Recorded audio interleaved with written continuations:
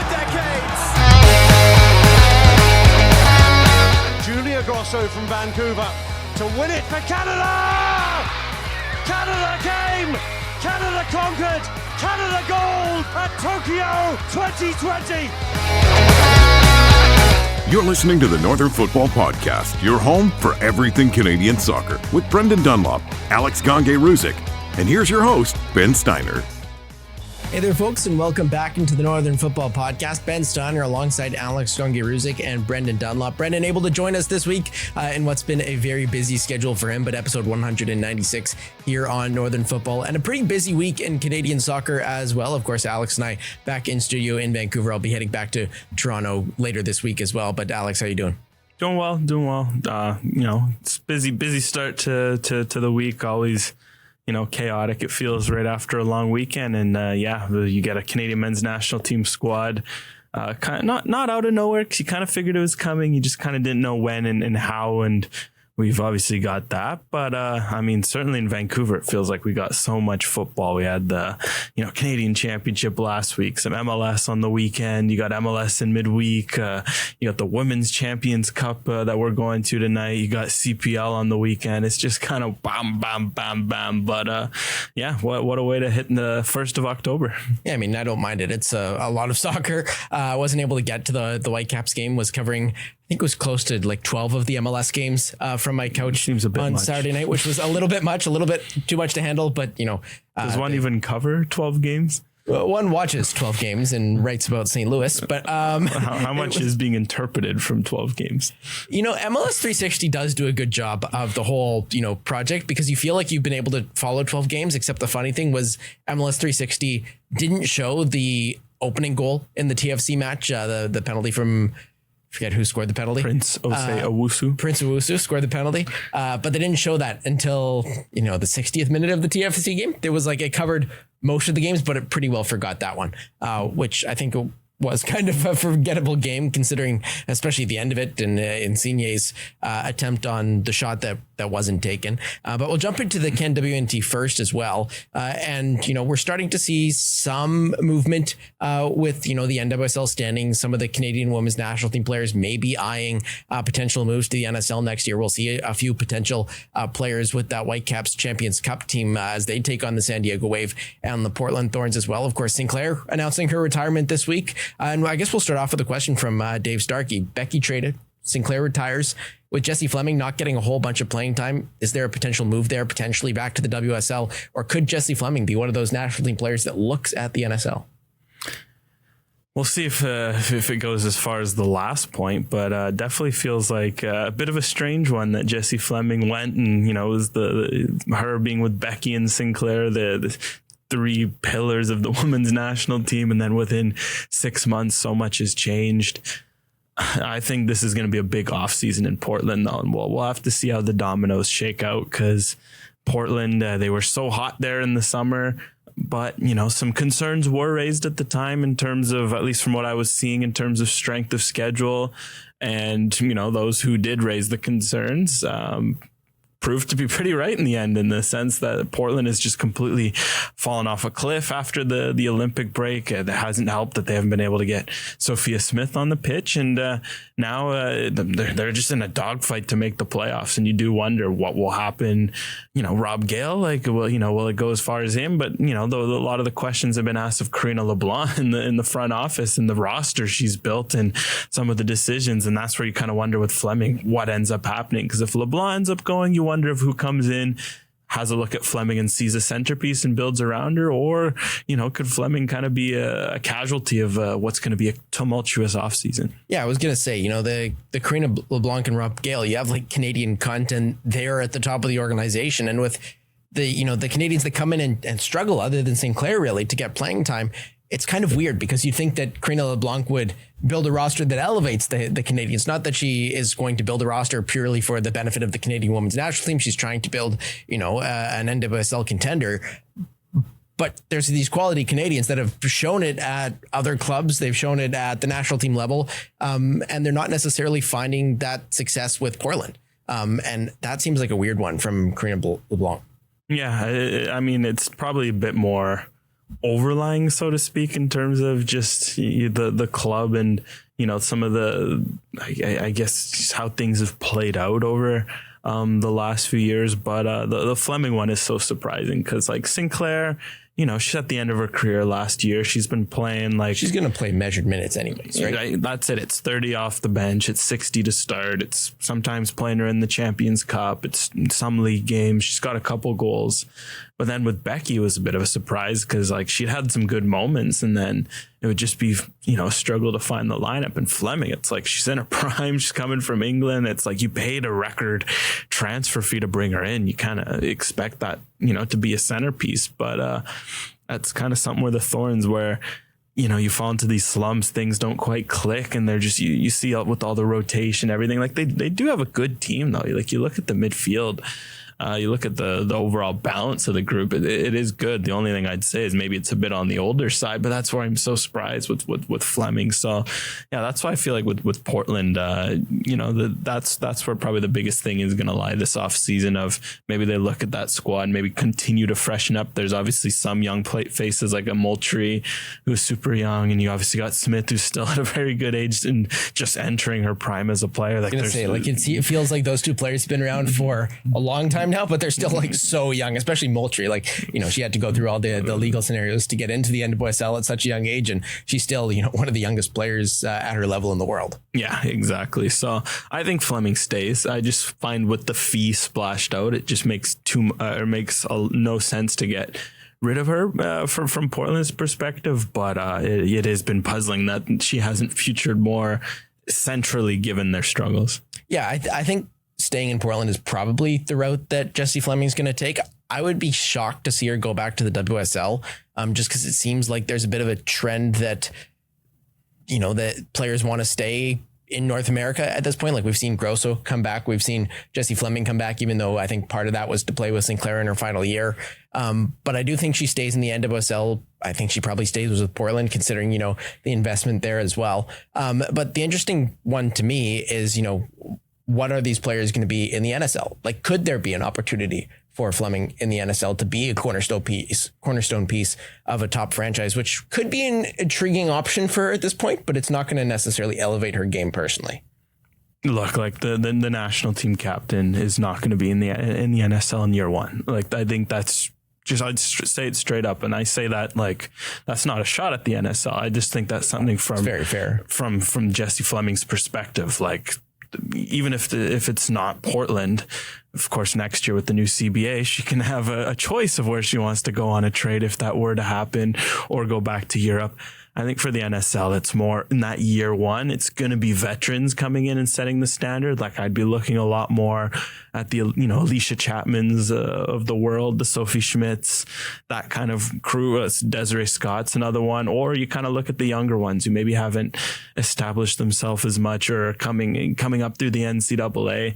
I think for Jessie Fleming, as great as it would be for the league to have her in, I think, at this moment, I think that's also important to remember that, again, I think with how the NSL is, it's going to be a very accelerated curve. And I could see, players of Fleming and all, the big guns, the Beckys, et cetera, in that mix year 2, year 3. But I think year 1, it's just going to be really like set the groundwork and see where the league can start. Yeah, I think that's probably fair. But I could also sort of see it happening. Like if there is enough money there to convince her to do so, I could kind of see it happening. But from at WSoccerCA, which women's players are catching your eye in Europe so far this season? Of course, Evelyn Vienne has gotten out to a tremendous start, but she's not necessarily surprising at this point in her career. Yeah, I mean, it's not a surprise, but I guess you could still highlight it just because in the sense that, maybe you just got to keep screaming it from the rooftops and maybe at some point she'll get the starts and the minutes that she deserves. But she's just looked like completely, you're just so in the zone, I would say. I haven't watched a few of those Roma games and you see those goals and it's just like so relentless. The assists as well, showing good creativity, good, just everything's clicking for Vienne. So that kind of, you start with there. And then, some other ones like Olivia Smith scoring her first goal this weekend for Liverpool. She's quickly found her feet there. She looks like a good fit. You like what's going on there. So great to see, those two up front, because you always talk about attack in Canada, but also Wujo slowly getting her way in with Manchester United. She's been getting some minutes off the bench. Hopefully she can get a bit of a starting role, but that's also exciting to remember, because that move kind of feels like it's gone under the radar, in the sense that we talk a lot about Smith and, that kind of what's next, probably because she scored so many goals. It's an offensive talent, but can't forget like a Wujo going pro a little early, the potential she's shown, like she's going to be a real player to watch. And I've really liked, just glimpses from the first two, and hopefully she can build on that. And any players you think that could potentially be called up to the Canadian women's national team for the match against Spain, potentially newer faces as well that have kind of jumped on the radar? Yeah, in terms of some newer faces, I think one or a couple that would stand out is, I wonder if any of the newer faces in the NWSL get a look. I mean, she's already been called, but Zoe Burns has really claimed out a starting role for Utah. As they get the business end of the season, she's so versatile. 1 week she'll be playing fullback, 1 week she'll be playing midfield. I think for this Canadian team, you can't help but wonder if that gets her a look, especially that we haven't seen, as much of, say, like a Sydney Collins as of late, given her all her injuries. So that's where I think maybe a Zoe Burns. And then to that point, Maya Jones scored, this past weekend. We'll see her tonight. Like, she's a winger. Like you can't help but wonder again with the attacking depth, if just her getting regular minutes in that NWSL setup kind of is something to watch. So those would probably be two big ones from closer to home that I'd say, which is funny because the camp's in Europe. You'd probably think of some European names, but off the top of my head, like the one that maybe could keep an eye on is Caroline Kehrer over at Bayer Leverkusen. Scored a couple goals. She's in the top German flight. I think she's still Canadian eligible because she's US Canadian.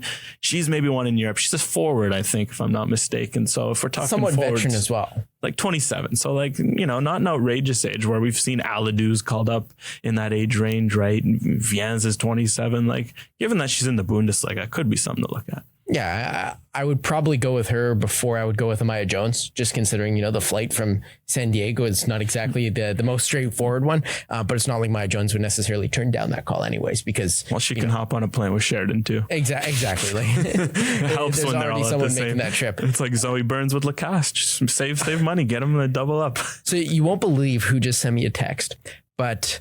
I don't know if you remember, and I don't think we ever mentioned it on the podcast, but when we were in Atlanta covering the Copa America, we went to a wing stop, and there was a guy that needed to borrow my phone. I said that was totally fine. And he called his mom from the wing stop. And anyways, he apparently got a new WhatsApp number and has me in his phone as his mom. So yeah, I just got a text from the guy from the Jiminy Crickets or whatever it was called, JR Crickets in Atlanta, asking for his mom from the Atlanta area code. So I didn't quite think I would get that while we were recording this. The wings were good. We'll jump into some MLS as well. CF Montreal grabbed themselves a dominant win over the San Jose Earthquakes to move them closer to the 2024 MLS Cup playoffs. TFC probably should have beaten the Chicago Fire in a game at SeatGeek Stadium, which seemed a little bit weird to me, considering that the Chicago Fire had primarily relocated into downtown Chicago at Soldier Field, but a 1-1 draw there, and it probably should have been a win for TFC. Of course, we already mentioned Insigne's non-shot at the end there, and the Whitecaps dropped 2 points, gain a point in a 1-1 draw against Portland, which they started off pretty well as well. But I think, all the focus in the Canadian game right now has to go to CF Montreal, that are, right in the middle of the MLS Cup playoff race, and they could very well make it as well. Yeah, on one hand, like, man, MLS, like this playoff format, like it's I love it. Yes, 18 teams getting into the playoffs. Just as the games still matter for like most of the teams down to the end of the season. Which I think is cool in some sense. Yes, it's cool that you can go completely in the toilets from May to September, and you win a couple, and you're right. And this isn't necessarily at Montreal in the sense, but I'd reiterate that. I mean, you kind of summed up their season right there. That's just something that with the MLS format that I just find obscene. Like, you have to be earthquakes bad, and even then they only got eliminated like 2 weeks ago, and they have like 15 points on the year? They have 19 points at this point, which and every time I watch them, they look worse than the previous time I've watched them. And I think I've probably watched more San Jose Earthquakes than most people this year. But like, they just look exceptionally bad. Not that we have to get into the San Jose Earthquakes on this show, but if you watch CF Montreal, they completely dismantled the San Jose Earthquakes, and the Whitecaps did the same a few weeks ago as well. Yeah, so shout out to the MLS format just being way too forgiving to all. Like, even like you can look at it at all the teams, like even like a Whitecaps team that's like a comfortable playoff team. This format's way too forgiving because they, clinch and they're in 7th, but in reality, for 7, they should be fighting. Like, because in playoff should be top 4 in each conference, go 8 teams. Okay, you can maybe stretch it into a play-in game and do like 4v5 in each conference and have 10 teams. I did think the 4v5 at one point that they had, I think back in like 2014 and 15 was solid, but the league has also grown like 50% since then? Because like the regular season doesn't mean anything at all, like in the sense that you just need to hit like a certain bar. But for Montreal, I mean, the bar is still practically 50 points though. Yeah, but it's just for some of these teams, like it just doesn't. The bar hasn't really moved though. There's just more teams that get in. But then again, the bar of like, you shouldn't, if you're in that kind of bar, like there should be real repercussions of finishing 4th versus finishing 7th right now. True. It doesn't really mean, it doesn't change anything if you're finishing 7th or 4th. Like it should be an intense battle to be like, man, right now in the West, like 5 points separate 2nd and 7th. That should mean the difference between like hosting key playoff games and missing out. But right now it's kind of all those teams are like, we could finish 7th, we could finish 3rd. Doesn't really matter, like, because there's not the Champions Cup you get for the top 2. It's not the home advantage doesn't even matter as much in the first round because it's best of 3. It's all a bit weird. But what else give credit to CF Montreal is that they've just they've found a bit of an identity, a bit of a group that works. Like, they're finally starting to play the sort of soccer they were, promised and, showed glimpses of earlier in the season of playing under Laurent Courtois. They've, again, Caden Clark continues to be a bit of a revelation for this Montreal team. And they're taking advantage of this soft schedule in the sense that you get a San Jose at home, you beat a San Jose at home, and you do so pretty soundly. Joseph Martinez looking like the striker that he once was for Atlanta and Miami way back in the day. Pre these injuries, those are all good things. That back line continues to be solid amid some of the changes they made. Like, for Montreal, I'd just say big credit for, just taking advantage of this, not letting that summer derail their season, knuckling in. Because I think what's good for them is with how young they are in the group they have and all the turmoil they've had, you can build on this no matter if they make the playoffs or not. And hey, it looks like they're on the inside track, and that's positive for them. And from Matt12Mark1, CF Montreal has been able to develop local talent in the last few seasons. Kone, Chouanier, Sirois, and this year Saliba. What academy prospects do you think could project as their next up-and-coming MLS star? That's a good question in terms of like sitting in Vancouver. How much of the CF Montreal academy have you watched? Yeah, I can't say I've seen a whole lot, but the one guy I have seen, and I mean, he's in the system, and I think he kind of, in terms of, hey, it's for them, their real strength in recent years has been midfielders, right? It's been Chouanier, it's been Kone, it's been Saliba. I think Alessandro Biello's going to slot right in over time because he's already been getting, MLS minutes this year, first team minutes. And you just look at his profile, like you can tell it's someone who has been around the pro game yet through his father growing up, but also just like, the maturity he's had to just grow and quickly take that role. Like, I think he's someone that he'll slot in, and he has a lot of those mature habits in his game. So he's probably the big one, I'd say, in terms of the ones I know and the ones I've seen. But Montreal is something to watch, though, is that like they don't have an MLS Next Pro team. They just pulled their U23 or whatever it was team, or I don't know what exact age group it was, U19. They had a youth team. And they pulled it out of Liga in Quebec. Like, they just finished their season, and it sounds like a lot of guys are kind of left in limbo of like, some of them have gone to like they have passports and have gone to Europe. Some have gone CPL League One, elsewhere in League One, just to find an opportunity. And that is going to leave a bit of a hole because, already not having an MLS Next Pro team, they've had some pretty good players go through that League One outfit, League One system. And the fact that there's less of a pathway to that first team, you do worry a bit in terms of what that could mean for the next generation of guys. Because, hey, even a guy like Kone at some point, he was, in Liga, not with Montreal, but it helped having that just net for them to catch. So I do worry about that.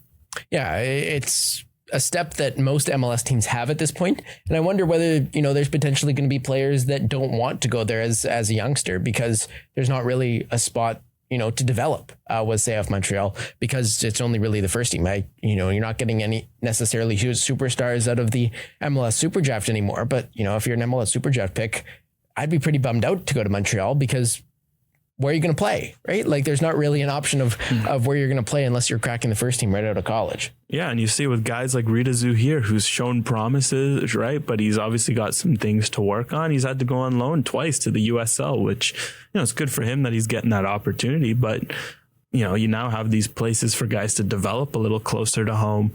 What I think is this is if you're a Quebec CPL team in this scenario, that could be such a huge benefit in terms of the net of guys you could just be waiting there to catch as soon as they age out of the academy at Montreal and be like, hey, we can give you pro minutes, do what Vancouver did with Grady McDonald, but do it with that whole, wave of players they have who can play in Quebec. So, again, something to watch, especially. I know there's been a lot of chatter of CPL and Quebec over the last week that, if that step eventually comes, maybe Montreal's losses could be their gain, and it kind of puts pressure on why isn't there CPL in Quebec, right? Yeah, it'll eventually come, but it doesn't seem like it's going to come with Saint Laurent, as there was, rumors about. Apparently, they never actually reached out to the CPL in terms of that, at least according to several reports out there. But a question from TFC Milan fan, Armchair GM time. How would you fix TFC? Players to leave, players to remain, realistic player, signing targets, DPs, Herdman stay or goes, young players to promote from the youth teams.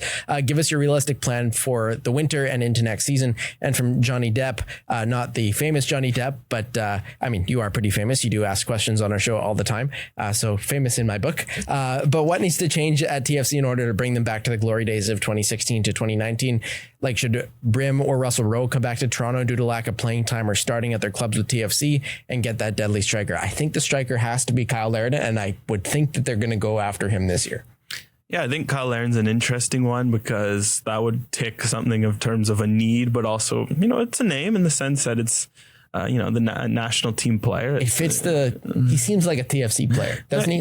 And the fact Herdman's familiar with them, we'll see what ends up, happening there. But there's familiarity there. There's familiarity with the group.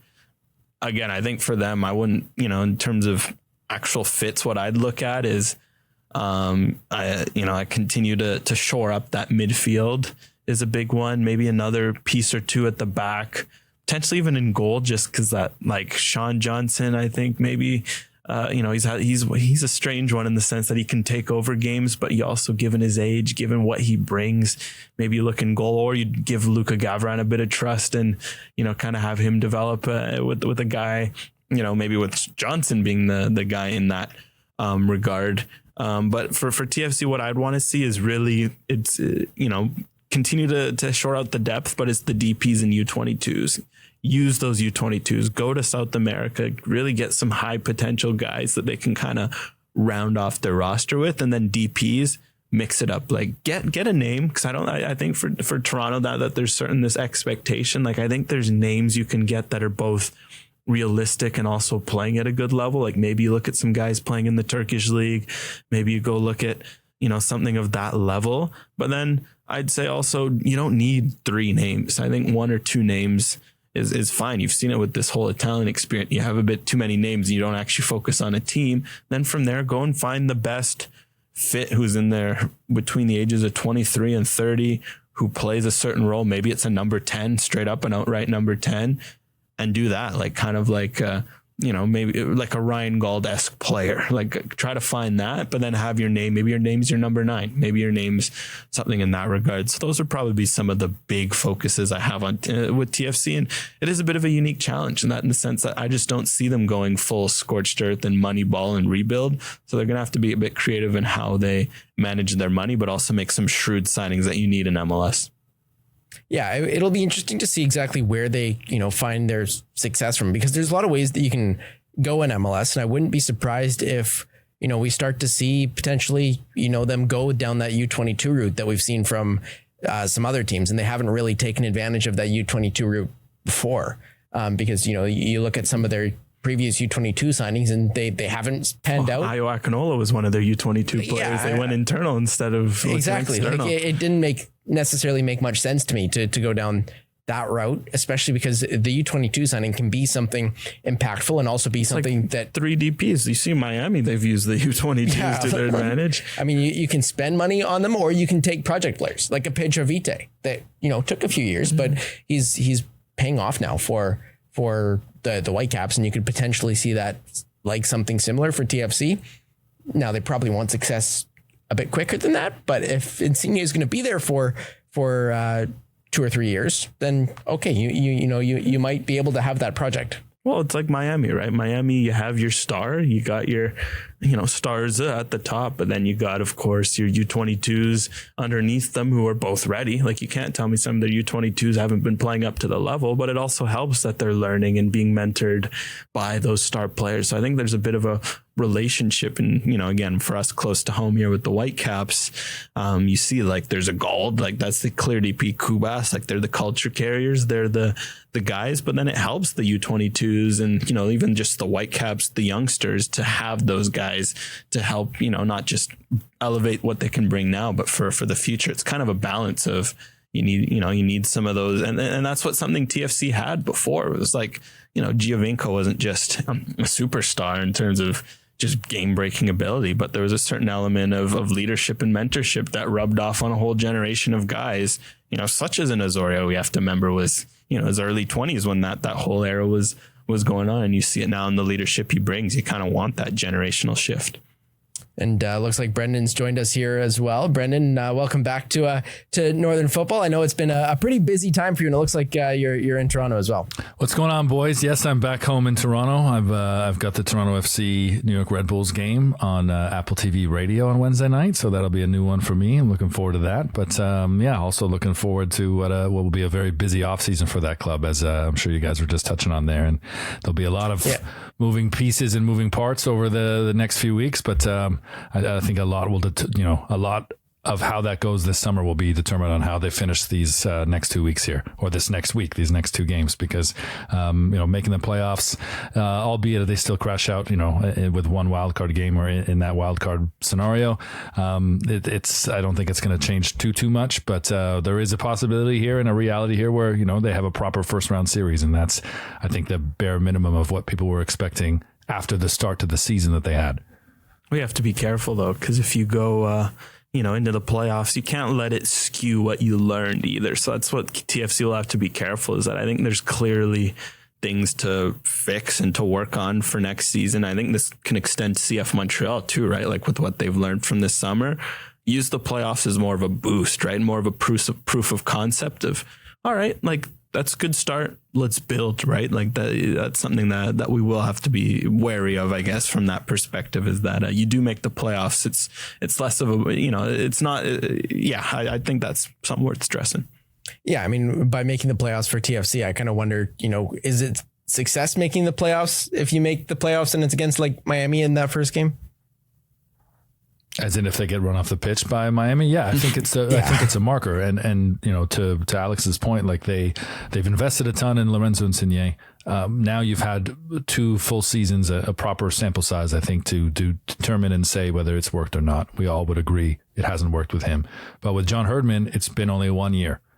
And I do think that there's going to be changes or an influence forced upon them by what happens with the Canada Soccer investigation.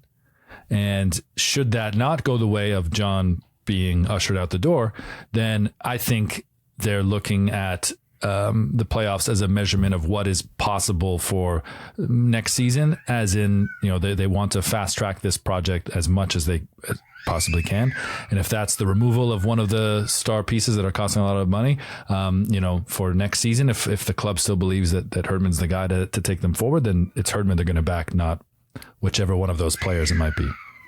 Yeah, I think that's probably a fair choice as well. But we'll jump quickly to the Whitecaps as well. A question from Mayan Zilberstein. It seems like the Whitecaps won't have home advantage in that first round of the playoffs. What's gone wrong? Because it looked like at some points that they might have that advantage. And Brendan, I know you've have hosted MLS on TSN the last couple of weeks, and I've seen a lot of the Whitecaps, and a lot of the times that you're hosting, they have underwhelming performances. It seems. Yeah, I would say so. So I'm the curse, is what you're saying, basically? It's a coincidence, I'd say. It's coincidence not Ryan Gaul doesn't play most of the games. Clean shaven Kilban. You're going to make fun of clean shaven me. I'm the curse. You of look the Caps. sharp on it though. Oh, buddy, I preached. That wasn't Northern football dad, baby. Appreciate the tire pump. Yeah, I realized how deep set the Grays have become since working with you guys. Once I did my first show, but can always cover those up. No, in all seriousness, the Whitecaps are.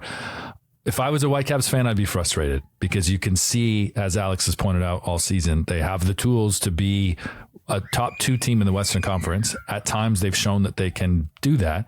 And then they have these performances where it's just their sheer talent and a few of the superstars that kind of bail them out of some really bad situations. There's a lot of teams that, if they'd performed like that without having a Kubas, without having a Gauld, wouldn't have collected the points the Whitecaps are in to be looking at the potential of a top 4 finish in a home playoff game.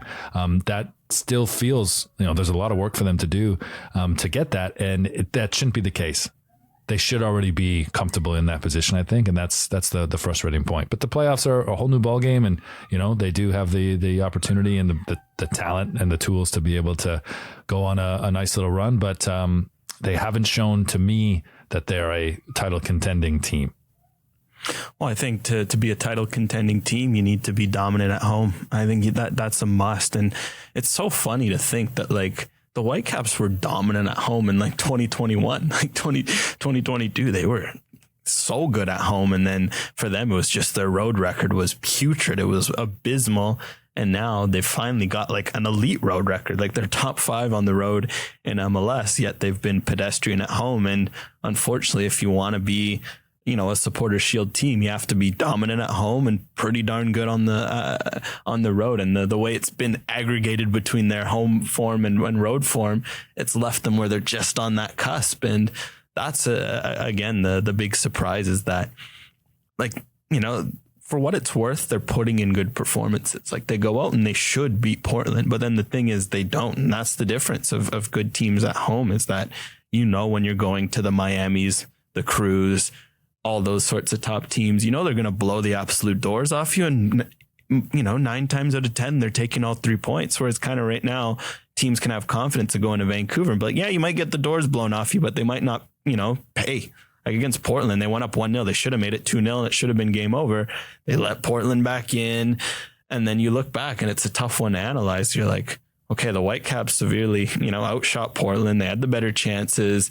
All the metrics show that they were the better team, yet they switched off for 5 minutes and they end up leaving a 1-1 draw. And that's where I'm very curious to see how that levels out in the playoffs. Because typically the playoffs, they reward teams that play well over the course of the season, right? That's where you kind of get your underlying numbers, your underlying picks. And I think the Whitecaps have that about them. And maybe it's something where, hey, a blessing in disguise for them not to have home advantage with how good they've been on the road. But then there's this question, this lingering doubt of, you just know they could go toe-to-toe with Galaxy, LAFC, Seattle, and there's still a scenario where they lose because they have one of these weird moments where they switch off or allow a cheap goal. And that the fact that they still haven't weeded that out at this stage is a bit of a worry. Yeah, I don't think they can go toe-to-toe with those, man. I really don't. Well, I think they can. I think they can go toe-to-toe. The problem is it's they'll swing, but their guard isn't fully set. They leave their nose in a few times, if that's what it means. I think Portland was a good sample size because to your point of, they switch off for 5 minutes and then they leave with a 1-1 drop. For me, the more damning part was the fact that they didn't switch back on in the second half, or they weren't able to play like that. They were in comparison to the week before against the Galaxy, mind you, they were not mailing it in, but he left 7 regulars out, all in preparation for the Canadian Championship. The Caps looked like a team that was missing seven guys. Like that didn't look like that was their regular full strength squad, or that they were, up against Portland, who in the first half, Portland looked like they weren't in the same league. Portland looked horrible. Like that should have been 3-0 within 20 minutes. And the fact that they didn't get a second one, and the way in which Rodriguez scored that, it's for me, I'd be uncomfortable, of a scenario where they come up against the Galaxy, who I think aren't as good as LAFC. I think LAFC are the cream of the crop in the West. I think the Caps have a chance to catch the Galaxy, but I don't know. The last few performances haven't left me feeling like they're going into the postseason with a lot of momentum. Yeah, I don't think the Whitecaps can necessarily think that they're favorites against basically any team that they would face in the playoffs, because, they have demons against LAFC, considering how bad things have gone at LAFC in the past, since LAFC's inaugural season.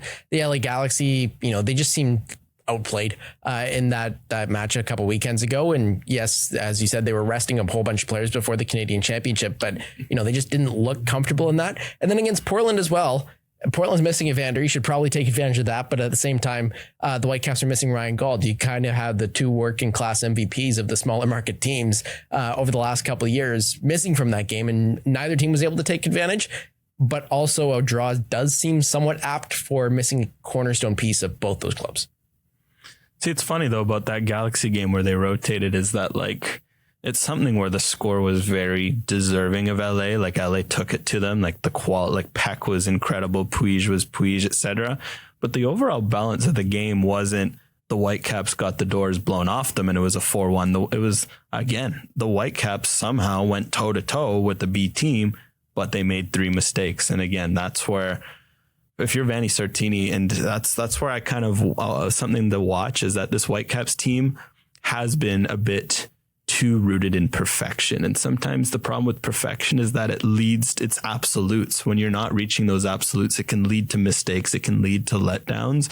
And I think they're going to have to find a way to, because you want to pursue perfection, but in reality, like, who in MLS can be perfect? The league is flawed in the sense that every roster is flawed. So I think for the Whitecaps, they also have to, maybe find that balance of, there's no need to be so perfect sometimes. That's kind of what happened with Portland, right? Like they scored a perfect goal and maybe they're thinking, we're going to blow Portland off the pitch with some 4 perfect goals. It's going to be a party when they're not that team. So that's also one last thing I think they'll have to watch.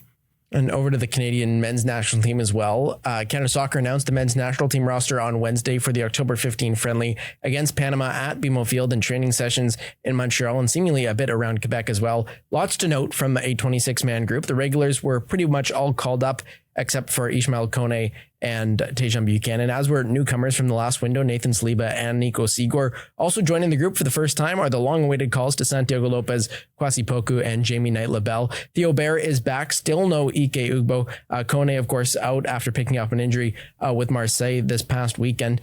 And, we're seeing some more CPL alumni crack this squad, but certainly an interesting roster for this men's national team. And you can kind of see who those players 23 to 26 were. Ben, how long awaited are those calls? The quarterfinals of the Canadian Championship for Kwasi Poku? The Kwasi Poku one seems like... The U20 CONCACAF Championship for Santiago Lopez, whose highlight reel goal put him on the map for most people. How long awaited are we talking about here?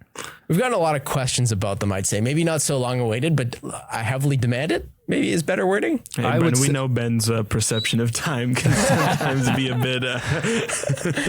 Also, I did the rundown this time, and I had to find a way to not put intriguing in because apparently that's my crutch word as well. So managed to write that without getting intriguing into it. Certainly, it's going to be interesting. We all have our crutch words. Okay, no worries, my man. I will say when I saw the roster, the first thing I thought of is thank God we have something to talk about on the podcast because Lopez has been called up finally, and you guys look like geniuses for banging on the drum that this was the opportunity to do it. And I said to you, I think on our last show, or would have been 2 shows ago, that that this was even if Lopez didn't play at all, this would be like a good opportunity to get him into the environment, get him around some of the senior guys, even if they had the equivalent of the Gold Cup squad. And it's kind of refreshing to see that there are more of the European names in there than I expected, to be honest. I think that says a lot about the program. I think that says a lot about how Jesse Marsh values this program, because I know he values his players' time where they are in the season. And I think it's a really good experience for guys like Poku and Lopez, who, this will be a once in a lifetime, or first in a lifetime, experience for them that will be unlike anything they've ever really had before. So I think it shapes up to be a really good use of time and resources. Yeah, I think it's good to reward, especially Poku. Poku's a bit of an interesting one in the sense that, I like this call for this time, given it's a friendly. Like, he had such a good season for Forge. He's made the step to go to Europe. He didn't take an easy step, right? Like, he's kind of gambling on himself. And I like that he's getting rewarded. I think, for him after this, it's going to be tough for him to crack competitive windows while he's still in the second division in Belgium. And that's okay. That's where Canada's at, where it's like, you can look at Poku and Poku can be ready. But from there, now that he's got this call, I think I'd kind of encourage it as a push. But I'd say you look at all three of those guys, and that's there. And what I like is there's a mix of rewarding guys for what they've done, like Jamie Knight-Lebel. He's out in loan in the EFL League 2 there with like Crew Alexandra. He's someone with high potential, and he got championship minutes last year. He's been working hard. It's good to reward him, give him an opportunity, but it's also something where it's like, this is a move for the future. And ditto with Santiago Lopez, right? And I kind of like that there's a mix of all three guys deserve it for different reasons. And now it's something where Marsh can kind of put that carrot out, right? And be like, all right, you've gotten this, like, go work hard. Maybe we might not see you for another 12 months, but you're in my plans. I know who you are. I know you exist. And it's always nice to have that sort of reward. So no, I think those three, especially Knight-Lebel, is probably for me, as much as the excitement has been about Lopez. I think Knight-Lebel's, he's a young center back. He's done well to get championship minutes already. I like that long term in terms of that. So no, overall a bit perfect. I am curious to know how Marsh's discussions were on Ivanisevic, because we've talked about him a lot and what he could bring. Also Kulinovic, because I watched him a couple times this past week and I was impressed by what I saw in terms of that. And I put that out there because he's eligible for Bosnia. And I think there's a legitimate chance where Bosnia is going to look at the striker playing in the Eredivisie and want to call him up. But, again, you can't have it all in these squads. So I think Marsh has done pretty well, all things considered. And a question from Johnny Depp, is the Ishmael Kone injury worrying, especially after coming back from another injury? He's left off this squad, of course. Yeah, I mean, hey, you never want to see your star players injured. The frequency of the injuries that he's dealt with is concerning. I kind of like that he's gone to a club that has a pedigree for dealing with serious injuries. It's not like he's gone, somewhere in the second division in the middle of Europe. Like there's a system here, and it's not Milan, but like Marseille have dealt with serious injuries for big time players before. And he's someone that obviously, they felt worthy of investing in. So you kind of just got to let time play out. And, all we can do is hope that it's not as niggling and not as serious as, it could be over the next couple of years and that. But I mean, if you're going to be injured, a star player like that, you take a window like this and a time period in the season as well for both club and country. It's, kind of, you never want to have an injury, but this is not as impactful a time to have one. Yeah, I mean, we'll see how he bounces back, right? It's been a bit of a bad luck that they've both been ankle injuries. We don't know how the first one happened in training. Like, was it a bad tackle where it was kind of out of his control? Did he roll over it? And then you see it in this game. Like, it just seems like he kind of got hit a bit after he made a pass, kind of got taken out, rolled his ankle. I thought, let him recover. And, it's nice that Marseille have kind of had this trust in him that he picked up an injury. They've thrusted him in. They've obviously believed in him. But I think it's something where, just take your time. He's still integrating at this level, at that level for Marseille and at that club. And, with ankle injuries, it can be nagging. So that's it. I hope they really take his time with him. Yeah. And look, I'm not a doctor, but we've seen this in basketball all the time. When a player puts on a lot of muscle mass or takes the next level in their game, they try to put take their body to the next level. And the reality is arms, hips, legs, they don't all grow and elevate at the same time, right? And I think that for a player that's as dynamic, as fast, as agile as him, the ankles could be something that it just hasn't caught up yet. Not that he's not strong enough in the ankles, but you know what I'm saying? It hasn't caught up to the level of game that he's playing at now. And hopefully that's something that he can get over rather quickly and come back more than 100%. And of course, he made his big move, but another rumored big move is we're in for the 4th edition of the Where's Jonathan David Going sweepstakes. And from Dan Clark 999, any legs to the David to Barca rumors. There were also reports that Jonathan David is expected to receive offers from Inter Milan, Juventus, and Newcastle United in January as well. Brendan, Jonathan David, it seems like we do this every transfer window. Where is he going to move? And it seems like it's been 3 or 4 years at this point. Why wait for the transfer window? It's October 1st, where I don't know how many days that is we're out, but why wait? I also love to, and I'll be honest with you, I see these come up on Instagram all the time, and it's like on the Explore page, and then you realize it's 3 weeks ago, or it was like September 17th. I was surprised to see that it was actually from Transfer Market and that it wasn't some old summer rumor. But given the fact that Lille play Real Madrid in the Champions League this week, don't you find the timing interesting that rumor to Barca comes out? Because I kind of feel like if Lille's playing anybody else, we're not hearing about that right now. It might be true that they're chasing. We might hear about it later in the winter as we get closer to January, in the fall, excuse me. But I find that the timing makes me suspicious of it. But no doubt there'll be suitors, and there'll be, I think, legit offers in January. Whether he feels it's the right offer and whether the club do, I don't know. But there will be multiple clubs, and it would be pretty damn cool to have Jonathan David at Barcelona when Alphonso Davies goes to Real Madrid next year. Let me tell you that. So yeah, shocker that a 24-year-old forward scored a hat trick, perfect hat trick, left foot, right foot, head, bang. Love to see it. Natural hat trick too, if you want to throw a hockey. Yeah, he's got all the different kinds of hat tricks. Not a Gordie Howe hat trick. Yeah, he could have had the poker if they let him take that penalty, but Angel Gomez really wanted to miss it. He scored an average of 20 goals across the years. He's a free agent next year.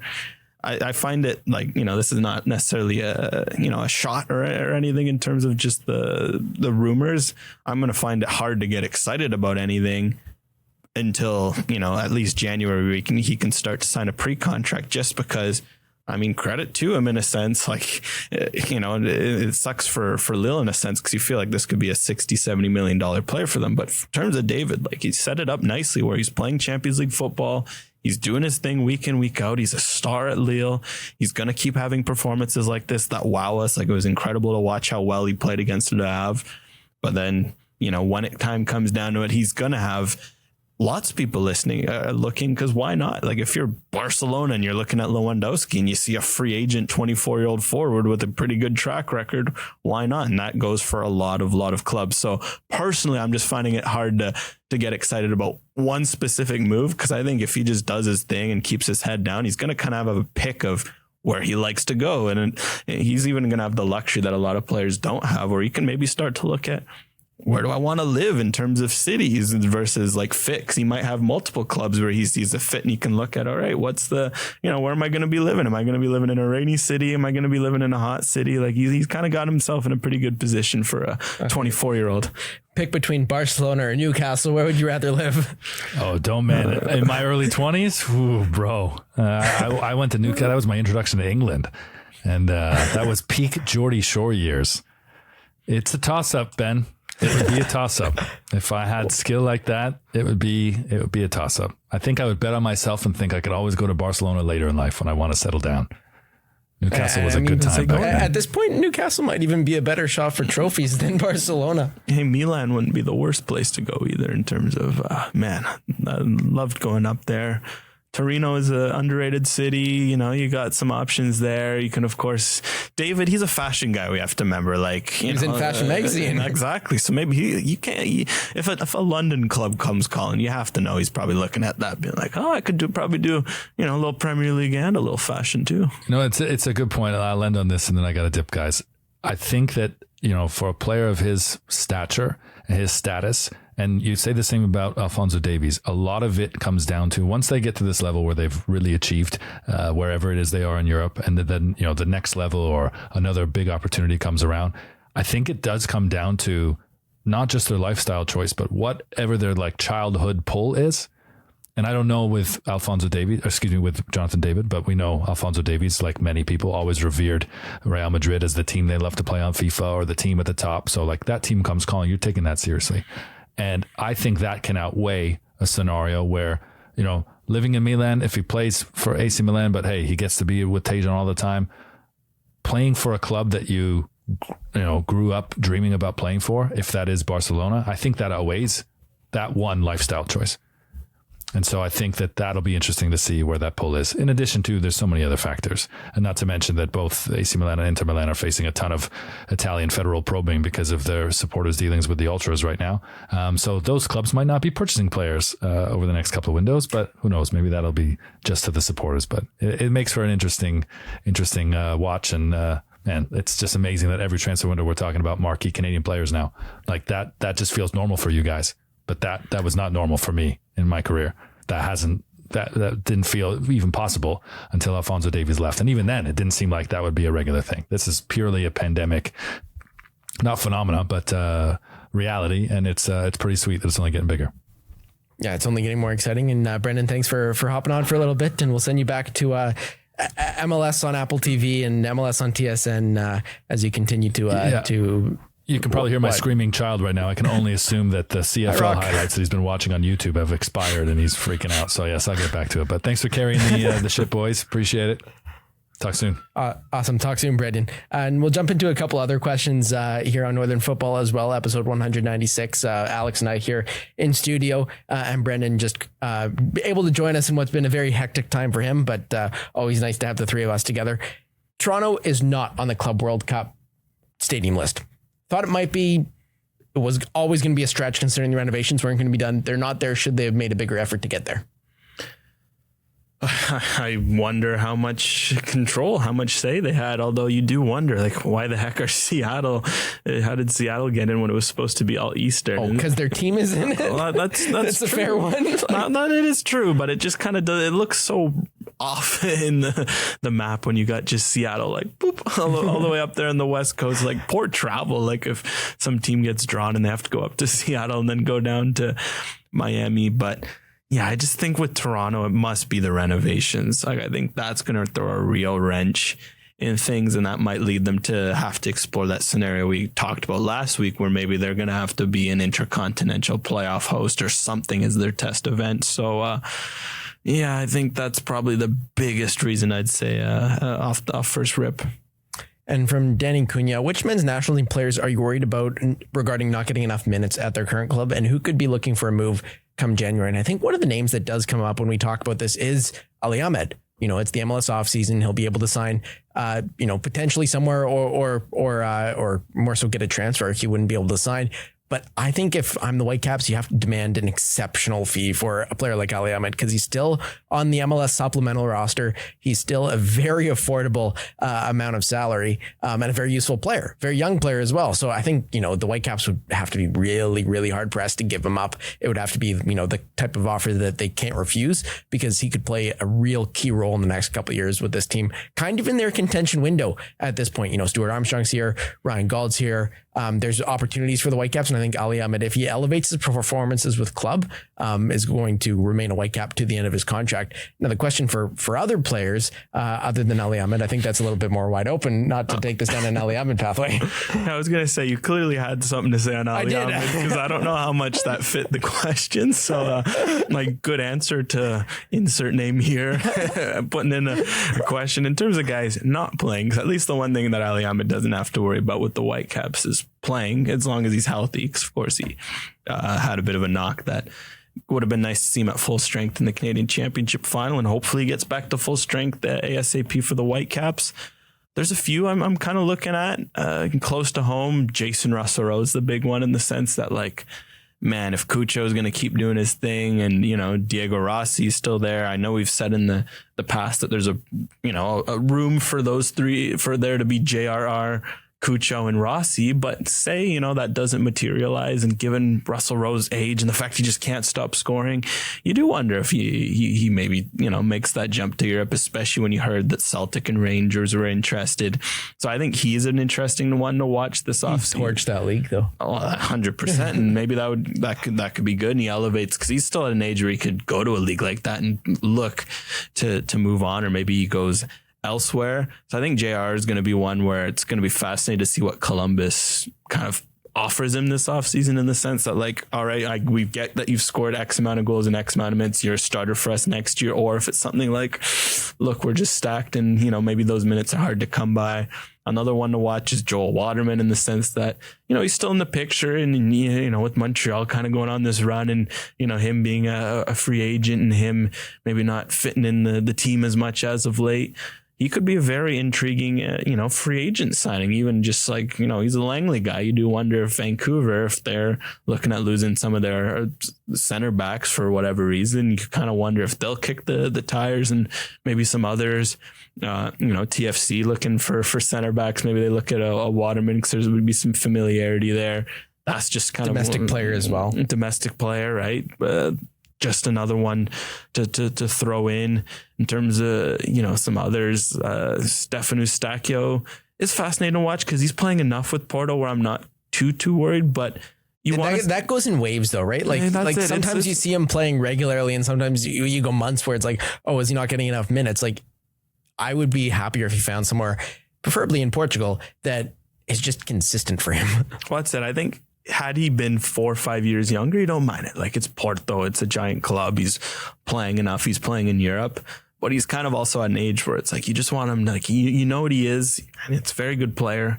You want him to be pushing 2,000 minutes with your eyes closed, right? And not maybe, going to be pushing just to make 1,000, make that 1,500 bar. So Stacchio is probably another big one that I'd look at. In terms of the other ones, it's worth noting things change quickly. So we'll see. Like, Theo Barry's new at his club with Auxerre. He's kind of lost a bit of his starting role.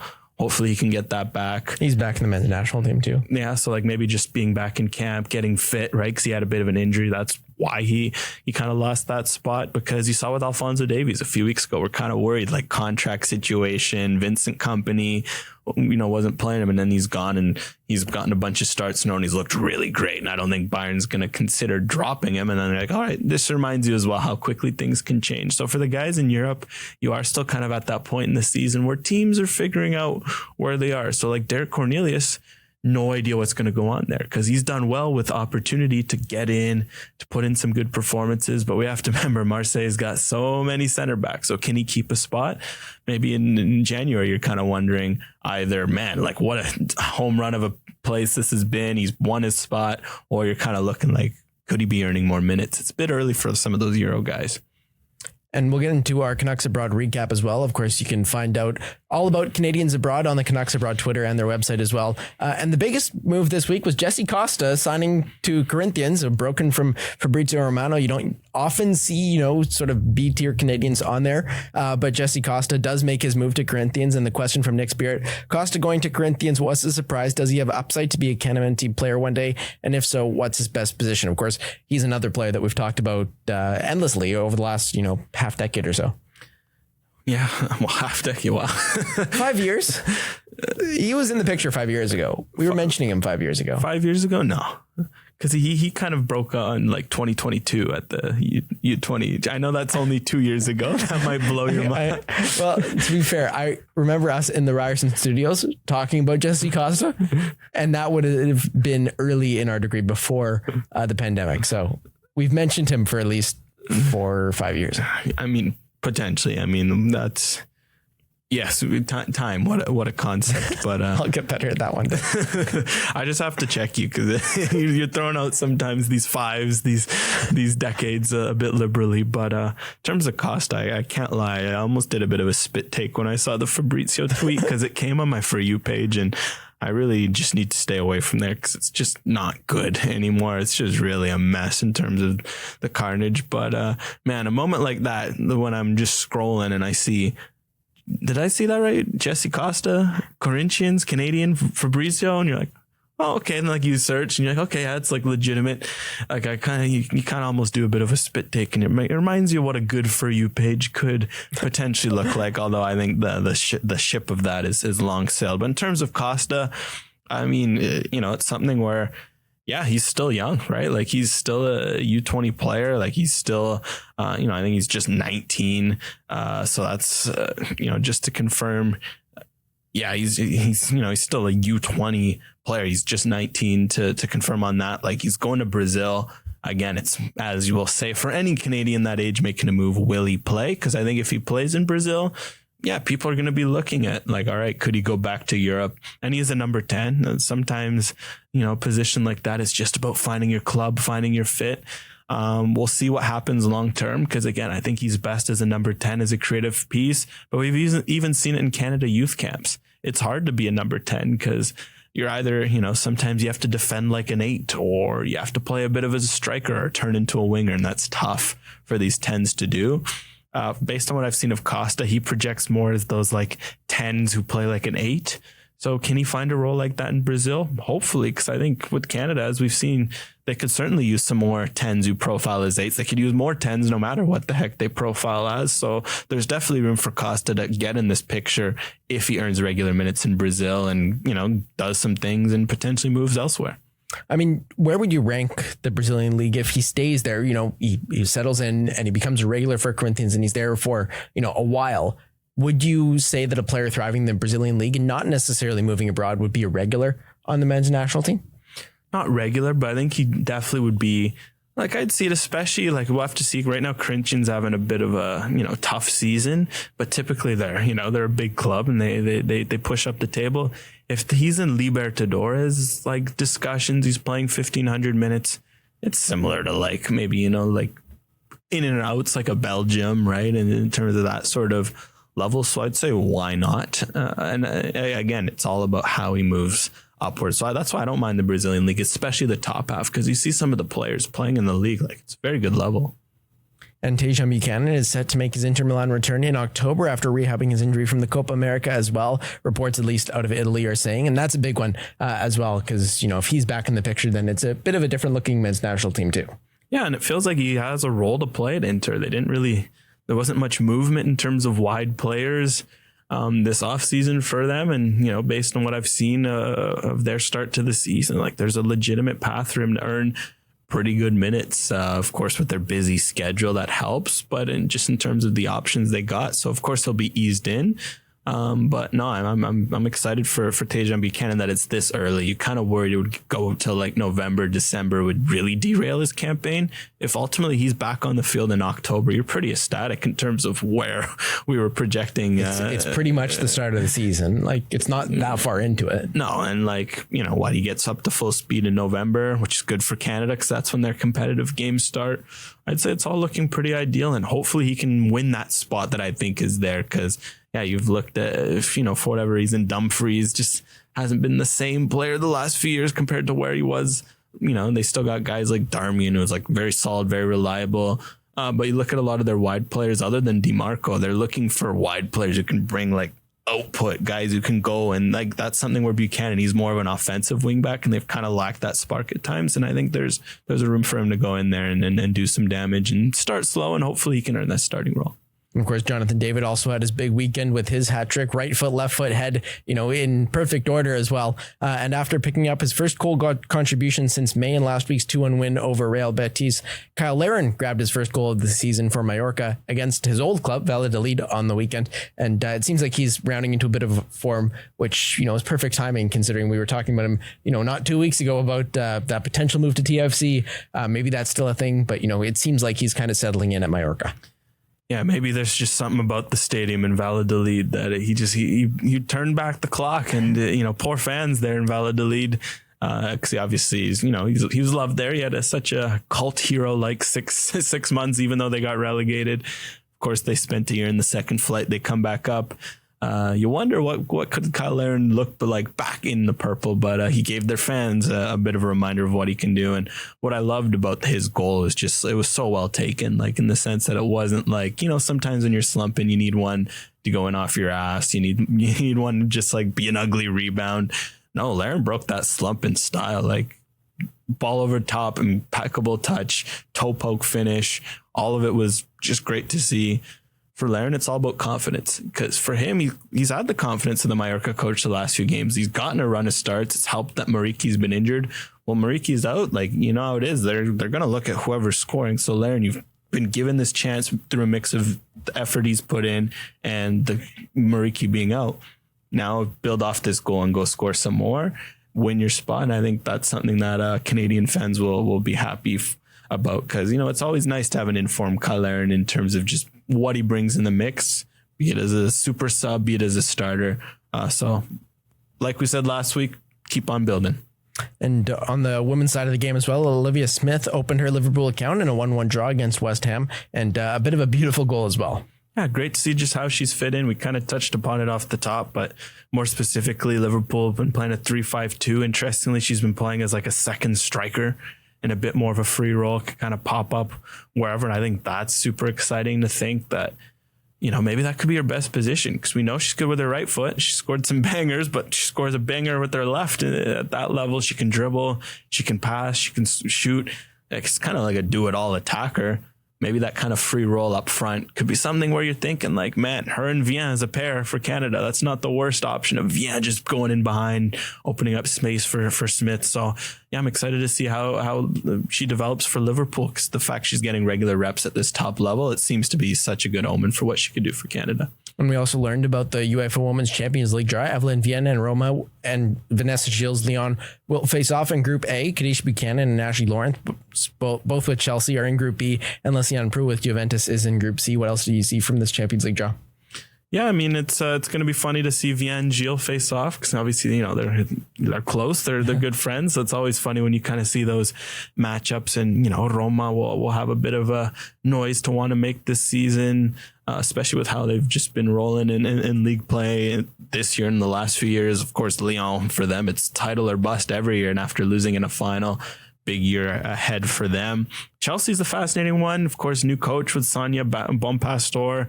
Watched a few of their Chelsea games, and they've got a good squad. So they're obviously going to have put all their eggs in that basket. And we'll see what happens with Luciane Prue in Juventus. She hasn't been playing too much, but who knows? Maybe she gets a look with, European games coming on that maybe allows her either in league play or in Europe to get a bit of a look. So, definitely feels like between Chelsea, Roma, and Lyon, though, those three, that we could get some Canadians making more deep runs this year in the Champions League. That's all we've got for episode 196 of the Northern Football Podcast. For Brendan and Alex, I've been Ben. Thanks so much for tuning in to Northern Football. As always, you can find us wherever you get your podcasts, and make sure to tune in on YouTube as well on the 90th Minute YouTube channel.